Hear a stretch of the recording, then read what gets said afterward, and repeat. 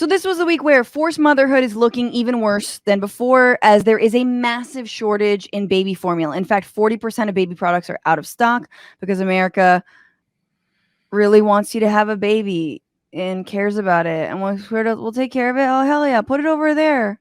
Just put it over there. Just put it down. Have it. Put it down over there.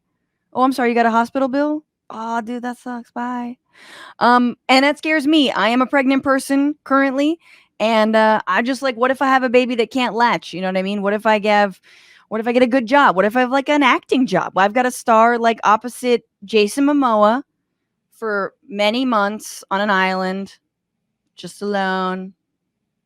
Why do I sound like Trump? Anyway, like that scares me if you can't get formula. Of course, Republicans are blaming Biden for literally no reason. And the question everyone is asking is why? Okay, what's going on? Are there more babies? Do they not like boobs? What is happening? And in short, no, there aren't really more babies. The Atlantic had a really good summary, which is basically like parents in 2020 were hoarding formula. And then demand fell because there was less birth actually in 2020 and 2021 because people were like, oh my God, I don't think there's a future. And there's still not a future, but we got a few more years. Then leading suppliers cut back production through 2021. And now with more new mothers demanding more formula in 2022, orders are surging faster than supply is recovering. Now, that is the most benign reading of what's happening. Like that's the most like, okay, a little bit of a dip in demand. Then it came back, blah, blah, blah. This is the economy 101 thing. This is like basically everybody's knowledge of the prices and availability of things on social media is that supply goes up, demand goes down, whatever, Right. Exactly. And yet, of course, there's way more going on that has entered me into a dark realm of like a baby formula racket that I fucking had no idea existed. And I think a lot of people didn't. And so let's go through the steps. So number one, we had this recall. So one of the companies that makes baby formula is called Abbott.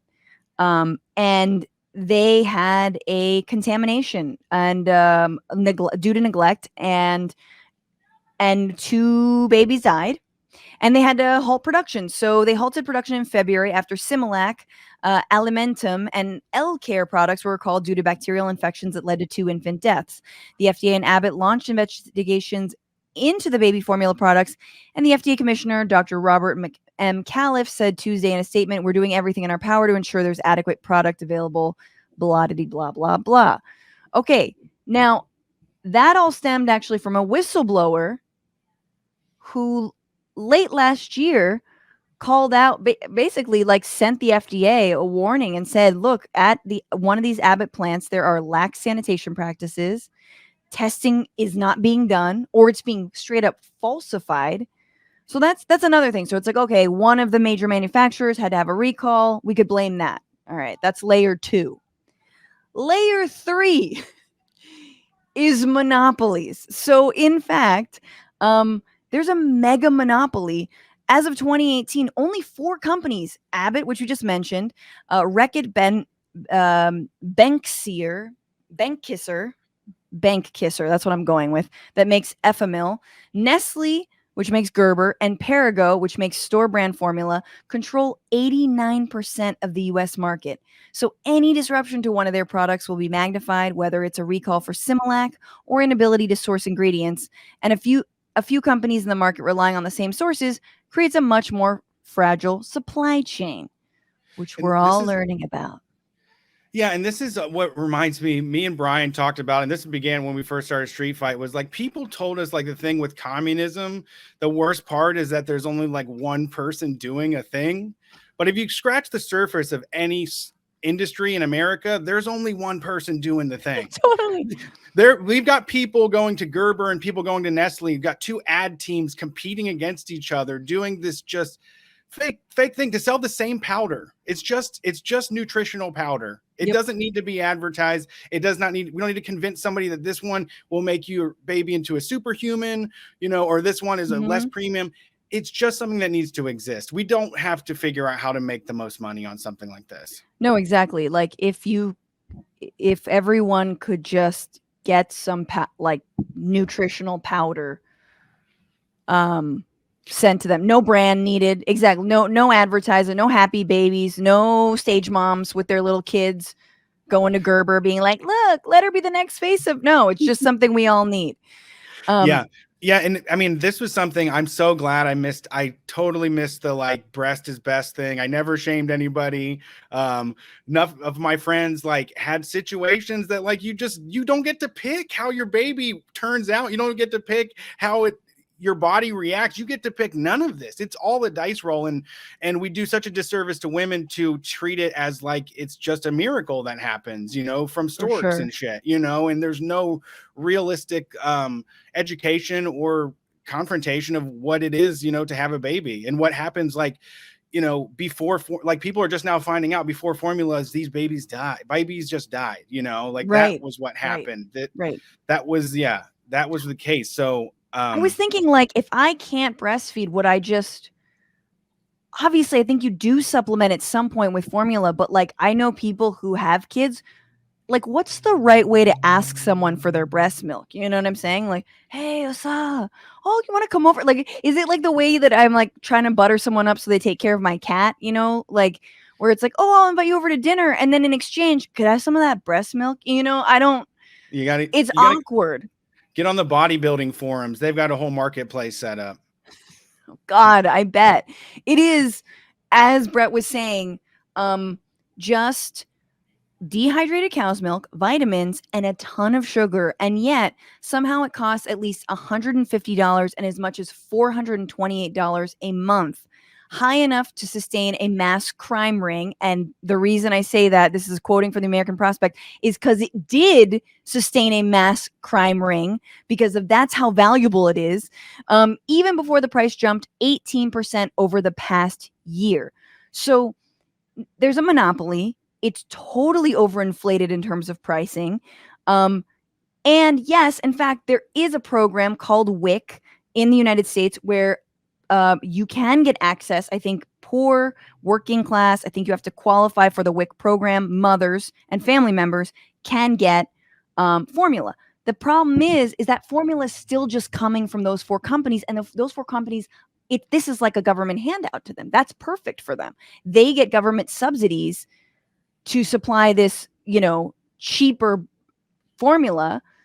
And then they fucking are reaping all the benefits, and they have. So I want to just go into, the entire, the recall, etc. What turns out that Abbott companies, instead of basically fixing or testing or doing all the things that they needed to do that the whistleblower pointed out that they needed to do, instead they were busy buying back their own stock, buying their dividends, and making bank for their shareholders this entire time. This is also the same where I get socialist and communist about everything, is like it's fun to compete with businesses when it comes to like making your own clothes or like the best damn ribs in town. That's really fun to have capitalism and see who can really sell the most in town. Baby formula does not need to be treated like this because they're cutting corners for financial gains. They're cutting corners to get extra houses, to get a little bit extra bonus or golden parachutes and all those things. And they're putting the general public's health at risk because they're in a class that won't be affected by any of this. Mm-hmm. Baby back ribs, capitalism good. Baby formula, capitalism bad. I've got it. 2 more pieces of this because it just gets more bizarre. Obviously, those companies have a massive lobbying wing. And during the Trump administration, U.S. delegates to the United Nations threatened countries with trade sanctions and withdrawal of military aid if they supported an anodyne international resolution in support of breastfeeding as a healthy options for infants. So again, the opposite of the breast is best shaming, which is the pushing of formula. That was stage managed by the baby formula industry, which particularly wanted to keep its lock on the developing world. The interests of private monopolists were put ahead of public health and security. Fun. One more thing that the lobbying did during the Trump years. Hang on. Wait, Franny has it. During the Trump years, and this is actually, it's unclear how the lobbying affected this, but it's clear what Trump did do, which was restrict the importation of formula that does meet FDA requirements, specifically the formula from Canada. So essentially, the tax on formula imports could exceed 17%. And because under President Donald Trump, the U.S. entered into a new North American trade agreement, it actively discouraged formula imports from our largest trading partner. So This is just your buddy has like the worst friend in the world, and he's like, I swear to God, he's our guy. He can take care of anything. We don't need any outside. We don't need any sort of imports or anything. American formula. We got it. And it's like you failed. It took very little time for you to fail at this. Absolutely, and it's funny because like I maybe I missed the quote, but I'm just glad that like I didn't hear Trump on like any kind of campaign trail or stump speech talk about like beautiful babies needing their milk, and when the breast doesn't work, when they need their they need their nutrients, their sugar. Like I'm just but you could totally like if he knew that could have been a talking point, American made milk with our American women, that he would have made it a talking point. So then the final piece on this lobbying is that, of course, in 2014, this same conglomerate of baby formula racketeers successfully mobilized against a 2014 proposal from the FDA to increase safety inspections of plants used to manufacture baby formula. And what did that do? That exactly did. Hang on.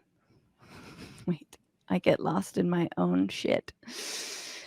The rules reduce the frequency of stability testing for new infant formulas from every 3 months to every 4 months. The FDA also provided a number of exemptions for manufacturers, allowing them to shirk testing requirements if the new infant formula will likely not differ from the stability of formulas with a similar composition, blah, blah, blah, blah. Effectively, it allowed for the exact same bacterial infections that they were supposed to be testing for that infants died from more recently in 2021. And led to the recall. So the same shit that happened in 2014, the deregulation, all the lobbying efforts, it paid off. They cut corners, and then kids died. Yeah, and they get I don't know how you can get away with it, fucking with baby food. I mean, it just seems like the most evil, 1980s, kid crime solving type show. It sounds like the bad guy in like in a break-in movie or something. It's just totally. Like McRuff was talking about it, like keep kids off drugs and watch out for baby formula. Like the government isn't testing the formula enough. I don't know why we would put kids' health at risk like this. I mean, I even thought these fuckers, at least like conservatives, were like, oh, adults kill them all, but babies are precious. Like we can't even agree that the health of a baby is something to put above profit. Absolutely not. And like, I've been thinking, and then we should move on, given all the anti-abortion stuff, which we'll talk about in the bonus episode, of like threatening to abort my kid unless a right-winger pays for my medical bills to have it. And I feel like I could extort some money out of them. Like there should be more efforts. Pregnant women across the country, let us band together and call their bluff. Because seriously, they don't give a shit whether the people who have kids can afford to even birth them. They don't even care if they live. They don't even care if the baby lives. You need to go to like a Planned Parenthood with like an invoice, and then one of those people like are hollering over the fence. You walk over and just like show them the costs associated. And absolutely. What is the cost associated with an average prenatal care visit? Pay it, bitch. Pay it. I had to run out on what? I ran out on ours. We had to run out on it. It was like a $7,000 bill came in the mail, and it's like, we're moving out of the state. Fuck you, Texas. Literally. That is the option. That is pretty much the only option. What's going on, Frantifa? If you haven't already, subscribe to this channel right now. Hit that button. And also, you can become a patron and support the show every single week. Get access to bonus episodes and exclusive merchandise. Patreon.com/Bitchuation Room. Do